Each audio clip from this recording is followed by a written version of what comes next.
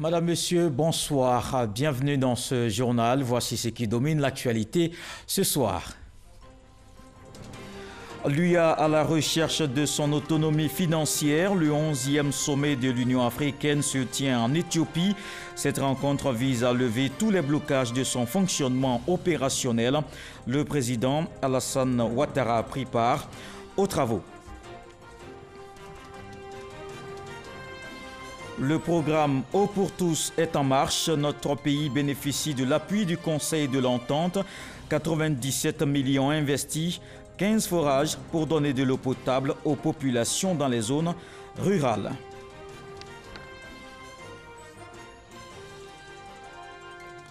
Et puis Discop 2018 a pris fin hier en Afrique du Sud. C'est le marché africain de production et de contenu de l'audiovisuel. 70 pays réunis à Johannesburg.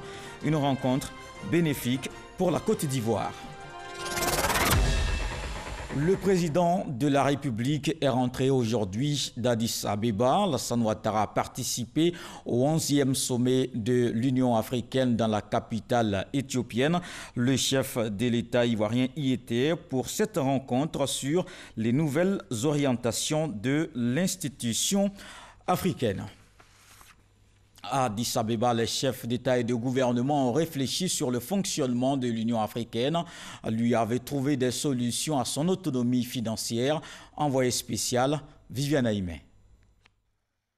Si la question de l'autonomie financière de l'Union africaine a été maintes fois soulevée, tout comme les difficultés rencontrées par la Commission, l'organe administratif de l'Union africaine, pour conduire la mise en œuvre des orientations et des décisions prises par la conférence des chefs d'État, c'est bien la première fois qu'un sommet extraordinaire se réunit au siège de l'Union africaine sur ces questions qui, non résolues, empêchent l'organisation panafricaine d'être opérationnelle et efficace face aux défis que représentent l'insécurité, les guerres, la pauvreté sur le continent africain.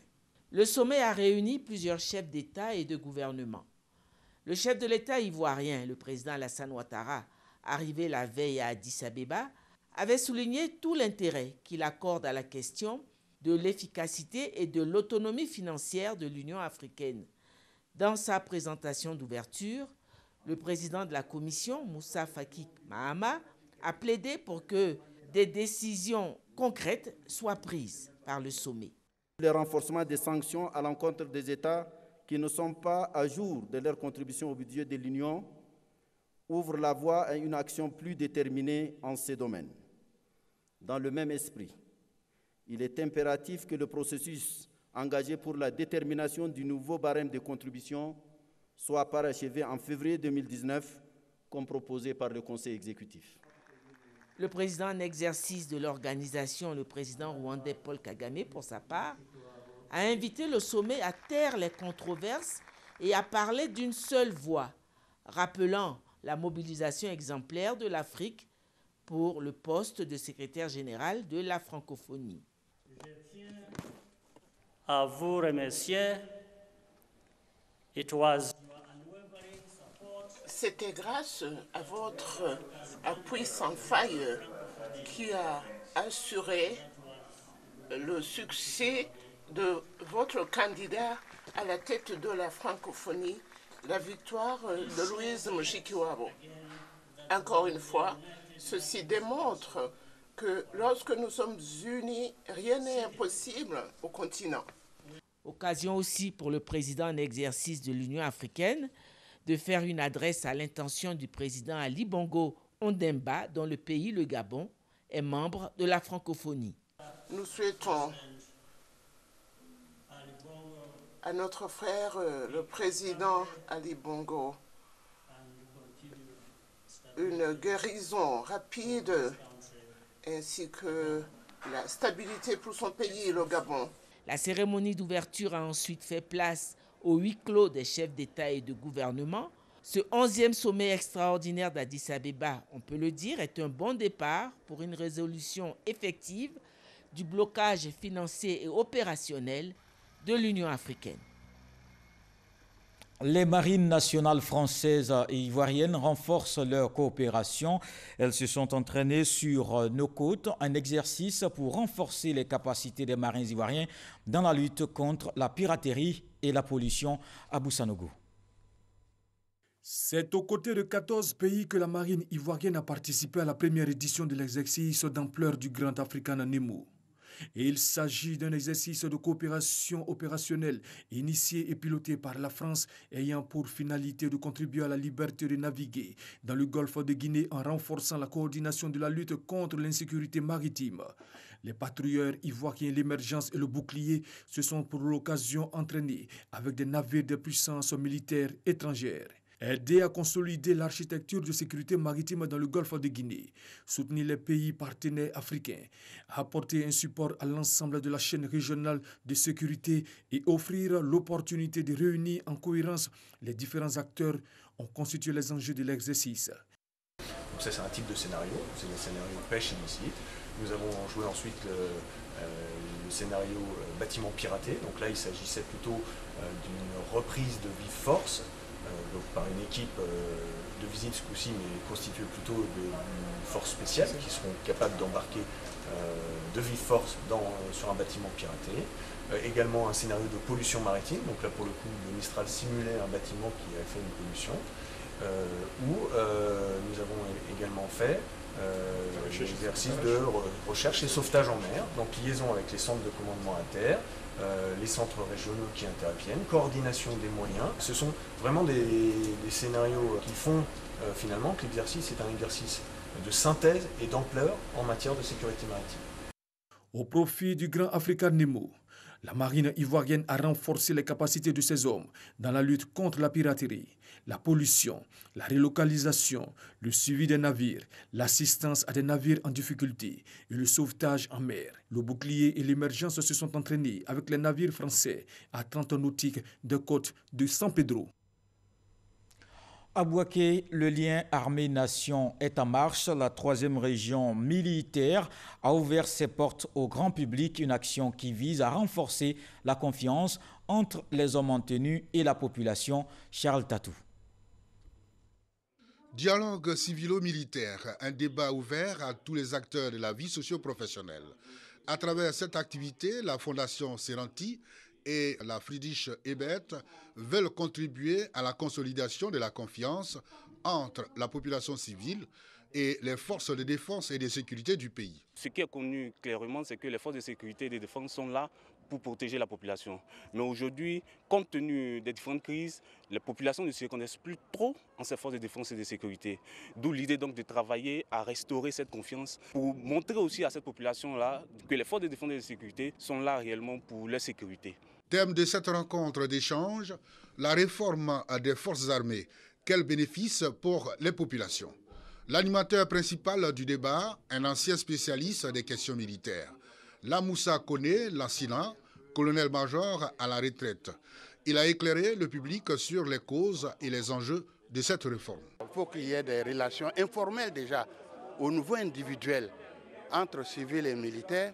Ensuite, au niveau des institutions, l'institution militaire et la société civile, il faut qu'il y ait des actes forts. Ce sont ces actions-là qui peuvent rassurer le civil parce que le lien armée-nation a été brisé. Il faut qu'on rétablisse ces liens-là. L'aspect qui m'a marqué, ça veut dire qu'il a parlé un peu du comportement de la population vis-à-vis de l'armée et du comportement de l'armée vis-à-vis de la population. Ça vraiment, ça m'a marqué. J'avoue que cette rencontre a été très enrichissante pour nous parce qu'elle a permis de connaître un peu le rôle de l'armée dans toute son entièreté. Après Bouaké, ce sera Korogo pour la seconde étape de ce dialogue civilo-militaire. Désormais, les populations de 15 villages du pays pourront boire de l'eau potable. La Côte d'Ivoire bénéficie d'un appui du Conseil de l'Entente. Il s'élève à 97 millions de francs CFA. Le reportage de Sam Kona. Dame Kwasi Adjoua Yvonne a recours à l'eau de pluie pour son ménage, comme les autres femmes du village de Norbert-Carrefour. Chaque matin, à l'aide de sa puisette, elle remplit ses récipients. On prend pour préparer C'est pas propre, non, c'est débrouille avec ça. On veut qu'ils n'ont qu'à nous donner l'eau propre. On n'a pas l'eau propre pour boire. Cet appel a été entendu par le gouvernement. Une pompe à motricité humaine à Norbert-Carrefour, la joie des populations. Et cette pompe villageoise est le fruit d'un partenariat entre l'État de Côte d'Ivoire et le Conseil de l'Entente. Toute notre gratitude et notre reconnaissance au chef de l'État, son Excellence le Président Alassane Ouattara, pour son soutien inlassable à notre organisation sous-régionale, j'ai nommé le Conseil de l'Entente, dont la mission principale est d'œuvrer pour la paix par l'amélioration des conditions de vie des populations rurales. L'eau, c'est la vie, et sans l'eau, il n'y a point de développement. Le ministre de l'Hydraulique, en inaugurant cette pompe, a fait cette annonce. Nous sommes heureux de pouvoir bénéficier de cet appui du Conseil de l'Entente. Autour du programme Eau pour tous, il est prévu l'entretien et la maintenance de l'ensemble des pompes à motricité humaine sur toute l'étendue du territoire. En outre, d'ici quelques mois, ce sont environ 6 000 forages alimentés par des systèmes solaires qui seront réalisés dans les 31 régions de notre pays. Ce sont au total 15 pompes villageoises dans 3 départements, Abouasso, Dabakala et Meyagui, qui sont remises à la Côte d'Ivoire par le Conseil de l'Entente dans le cadre du programme pilote d'hydraulique villageoise du Conseil de l'Entente. De l'eau potable pour être en bonne santé, justement, intéressons-nous au diabète, une maladie aujourd'hui répandue. Un médecin nous explique comment vivre avec le diabète dans ce reportage de Soro Corona. Abiba, la cinquantaine révolue, vit depuis 10 ans avec le diabète. Depuis le 14, 3e mois 2008, que j'ai constaté que j'ai le diabète. Maintenant, là, j'ai fait un examen de contrôle par mois. En plus de ce traitement, Abiba pratique régulièrement le sport. C'est même le secret de son embonpoint. Le vrai médicament du diabète, même, c'est le sport. Quand je commence à prendre un peu de poids, ça commence à monter. Donc, je fais l'effort de ne même pas grossir. Pratique régulière du sport, un moyen pour vivre avec son diabète. Une maladie due soit à l'incapacité du pancréas à produire l'insuline en quantité, soit à l'incapacité de l'organisme à utiliser cette insuline produite par le pancréas. Avoir une activité physique régulière et en plus de cela, il y a un traitement qui est médicamenteux par la prise d'antidiabétiques oraux ou alors par l'injection d'insuline. En Côte d'Ivoire, le diabète est un problème de santé publique. 5 personnes sur 100 font le diabète. À ces malades, un régime alimentaire particulier. Il y a certains aliments interdits à la personne de consommer. Le soir, il faut manger un peu plus tôt. Autour de 19 h, il faut manger. Là, tu as le temps de digérer avant de dormir. Suivi du traitement et du régime alimentaire approprié, en plus de la pratique régulière du sport, des moyens pour vivre avec le diabète. Cette maladie métabolique est responsable de plus de 5 millions de décès par an dans le monde. Les personnes vivant avec un handicap demandent davantage de droits en Côte d'Ivoire. 50 000 enfants dans cette situation frappent à la porte des écoles. Une rencontre vient de se tenir sur la question. Walter Amadou Ouattara. Mobiliser de nouveaux appuis nationaux en matière de handicap et souhaiter de meilleures pratiques en faveur des personnes vivant avec handicap, c'est le combat que s'assigne la Confédération des organisations des personnes handicapées de Côte d'Ivoire, COPHCI. Cette organisation salue les efforts déjà consentis par le gouvernement ivoirien, mais elle souhaite davantage de droits pour les personnes vivant avec handicap, surtout pour les 50 000 enfants dans cette situation qui frappent à la porte des écoles. La question de l'employabilité des personnes handicapées est une réalité. Une personne handicapée, quoique ayant des diplômes, vraiment a d'énormes difficultés pour avoir un emploi. On a eu la faveur de l'État qui allait dans ce sens-là afin de nous accorder le document dérogatoire. Il faudrait que la question de l'accessibilité soit abordée de manière franche et que déjà les structures publiques telles que les banques, les hôpitaux et autres là, intègrent dans leur plan de développement la question de l'accessibilité. Revendiquant plus d'1 million de membres répartis sur l'ensemble du pays, la COPHCI vient de restituer les informations relatives aux droits des personnes handicapées. Essentiellement, il s'agit des assistances souhaitées et divulguées lors de sa participation au sommet mondial sur le handicap en juillet dernier à Londres, au Royaume-Uni. Aujourd'hui, la communauté internationale est plus que jamais motivée à s'impliquer dans des actions en faveur de l'inclusion des personnes handicapées. Longtemps, les personnes handicapées ont été marginalisées. Aujourd'hui, il y a un mouvement international qui se lance en faveur de l'inclusion et cela est à saluer. L'une des activités les plus marquantes de ce sommet reste la signature de la Charter for Change. Ce document d'une page donne des directives précises sur la Convention des Nations Unies relative aux droits des personnes handicapées, dont un point signale que toute discrimination fondée sur le handicap est une négation de la dignité et de la valeur inhérente à la personne humaine. Le pan d'un immeuble de 4 niveaux s'effondre à Yopougon. C'était hier dans le quartier d'Ouassakara. Il n'y a pas eu de perte en vie humaine, mais une personne blessée. Les explications d'Abou Sanogo. Grosse frayeur dans la commune de Yopougon-Ouassakara, Nouveau Sable. Un pan d'un immeuble, R+4 comportant une dizaine d'appartements, s'est partiellement effondré en début de soirée. Les victimes décrivent l'état du bâtiment vieux de plusieurs années. J'étais en haut de dalle ici en train de prendre thé. Un coup, j'entends des grains de cailloux qui tombent.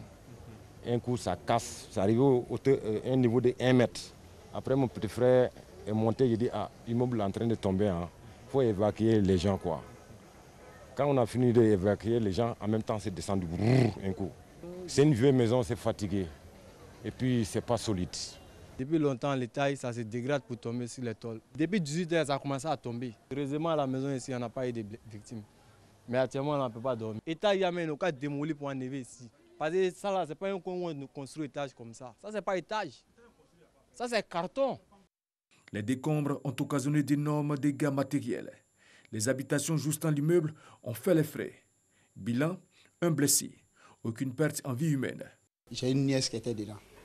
Parce qu'elle se couche très tôt. Donc il y a mon neveu qui est là, qui l'a enlevé. Dès qu'il est sorti, c'est là, le deuxième est tombé. Oui, elle est touchée au niveau des genoux, on l'a envoyé à l'hôpital. Les sapeurs-pompiers de l'Indénié et le Centre de coordination des décisions opérationnelles, CCDO, dépêchés sur le lieu ont porté assistance aux victimes qui, encore sous le choc, attendent d'être relogées et dédommagées. À Divo, en août dernier, 8 personnes avaient perdu la vie dans un incendie. Les familles des victimes reçoivent la compassion du gouvernement. Elles ont reçu 5 millions de francs CFA. Moussa Koulibaly, Abou Sanogo. Une poignée de main pour apporter du réconfort. L'Observatoire de la solidarité et de la cohésion sociale conduit par son directeur général à Divo, dans le quartier Konankro-Château, pour exprimer la compassion du gouvernement aux familles des 8 victimes de l'incendie meurtrier. Ce soutien se traduit par une enveloppe de plus de 5 600 000. En pareille situation, la famille a plus besoin de cette solidarité pour que la veuve surtout puisse remonter la pente. Malgré la douleur, la veuve Nguessan Chantal a eu des ressources pour exprimer sa reconnaissance à l'endroit du gouvernement pour tous les efforts après le drame. Il faut dire que depuis ça s'est passé, elle ne nous a pas laissé. Ils sont tout le temps là, elle ne nous a pas laissé. Donc elle a dit merci. C'est dans la nuit du mardi 21 au mercredi 22 août dernier qu'un incendie s'est déclaré au domicile de Bayo Yves. Bilan d'importants dégâts humains et matériels. Tous les 8 occupants de la maison ont perdu la vie. La Côte d'Ivoire veut accélérer l'atteinte des objectifs de développement durable. Le secteur privé invité à s'impliquer. Un programme qui prévoit entre autres la fin zéro, l'éducation et l'énergie. Grâce Kando. En septembre 2015, les 193 États membres de l'Organisation des Nations Unies ont adopté le programme de développement durable à l'horizon 2030. Ce programme comprend 17 objectifs de développement durable. Il s'agit entre autres de sécurité alimentaire, d'éducation, de santé maternelle et d'énergie. Pour mobiliser et susciter l'engagement du secteur privé ivoirien dans l'atteinte de ces objectifs, la Direction générale de l'environnement et du développement durable a initié une rencontre. Ces assises sont donc l'occasion d'échanges sur les acquis, les leçons apprises, ici comme ailleurs, afin de booster l'engagement de nos partenaires du privé, petits comme grands, à contribuer à la réalisation des objectifs de développement durable en Côte d'Ivoire à travers les différentes stratégies. La mise en œuvre de ces ODD nécessite d'énormes ressources financières que les États, à eux seuls, ne pourront dégager. C'est en cela que la contribution du secteur privé est déterminante, je dirais même primordiale, en raison de sa capacité à créer la richesse à travers la création d'emplois. Les objectifs de développement durable ODD sont désormais le principal cadre de référence pour les politiques et les programmes de développement nationaux. Il appartient à chaque pays de les prioriser en fonction de leur réalité locale. On a appris ce matin cette triste nouvelle, le décès de Baïta Gros, président du Parti républicain de Côte d'Ivoire. Il a tiré sa révérence à son domicile. Il avait 73 ans selon la famille. Il n'était pas malade. Le Parti pour le progrès et le socialisme était chez le roi d'Enzima, Mathias Kakou, le président du PPS, est allé apporter son soutien à Sa Majesté à Montanoé. Après les élections locales du 13 octobre dernier, il y a eu des incidents à Grand Bassam. Il invite la population à la cohésion sociale. Rideau hier sur le Discop 2018, le plus grand marché africain de contenu audiovisuel, a réuni plus de 70 pays en Afrique du Sud. La délégation ivoirienne conduite par le ministre de la Communication Sidi Touré, il y a eu des échanges fructueux, nous dit Abou Sanogo. Le Discop, le plus grand marché africain de production et de contenu audiovisuel du continent, a pris fin vendredi à Johannesburg. Il a vu plus de 1500 participants venant de 70 pays, au rang desquels la Côte d'Ivoire qui était représentée par la RTI, la radiodiffusion télévision ivoirienne. Pour soutenir l'équipe de RTI Production qui était venue présenter ce qui se fait de mieux en Côte d'Ivoire, le ministre de la Communication et porte-parole du gouvernement Sidi Touré, le directeur général de la RTI Amadou Bakayoko, ainsi que l'ambassadeur de la Côte d'Ivoire en Afrique du Sud étaient au Discop Johannesburg 2018. Le ministre de la Communication Sidi Touré, après avoir fait un tour de cette exposition et du stand de la Côte d'Ivoire, s'est félicité de sa présence à ce grand rendez-vous. Sidi Touré et la délégation ivoirienne ont également eu l'occasion de visiter la SABC, l'équivalent de la RTI en Afrique du Sud, puis ont eu des échanges avec le directeur général de la radiodiffusion télévision sud-africaine. Visite qui a permis une séance de travail entre les deux parties au cours de laquelle la SABC et la RTI ont manifesté leurs intentions d'approfondir leurs relations qui devraient déboucher sur un protocole d'accord et qui devrait être signé au plus haut niveau après que les experts en la matière de la SABC et la RTI ont défini un cadre clair de cette collaboration entre l'Afrique du Sud et la Côte d'Ivoire. Il est de retour dans son pays. Sidiki Bakraba rentre d'exil. Il a passé plusieurs années hors de la Côte d'Ivoire. Il a pris part à un colloque sur son engagement dans l'art du spectacle africain. Des détails avec Franco Quadio.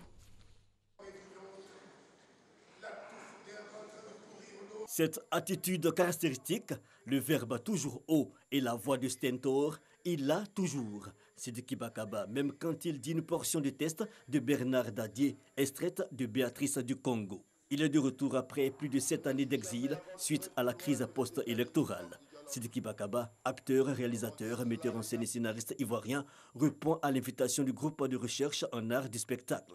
Être invité par des hommes de culture, des hommes qui ont cette mission noble de transmettre et qui m'ouvrent symboliquement un lieu qui est ici, l'université portant le nom de Félix Houphouët-Boigny. Je suis heureux que mon retour, le premier pas que je pose en Afrique après 7 ans, dans mon pays, ce soit ici. Des universitaires qui organisent un colloque, la thématique Sidiki Bakaba, un engagement au service des arts du spectacle africain. Réhabiliter Sidiki Bakaba, c'est réhabiliter le théâtre ivoirien de l'INA jusqu'à l'INSAC et de 1972 jusqu'à 2018.